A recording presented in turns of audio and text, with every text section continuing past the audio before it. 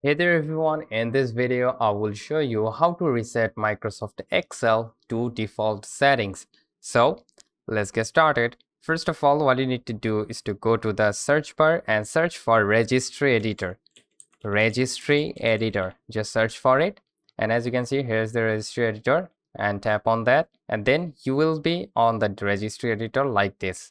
So now from here you need to select the H key, current user, and from here you need to tap on this little eye arrow right over here. Just tap on that and it will show up many options. From here again tap on the little icon which is beside the software. Just tap on that, and now you need to find the Microsoft. Here is the Microsoft again. Now again you need to tap on this little arrow, and then you need to find out the Office. So scroll it down until you find the Office. As you can see, here is the Office again.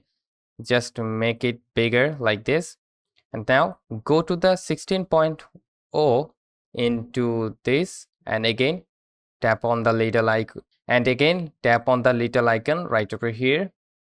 And from here, as you can see, we got the Excel. So to reset the settings of the Excel, all you need to do is to right click on it, and you will see the delete option right over here. Just tap on the delete and you need to press yes. And that's how you can simply reset Microsoft Excel to default settings. I hope this video might help you out. If yes, please leave a like and comment down below if it works or not, and have a very good day.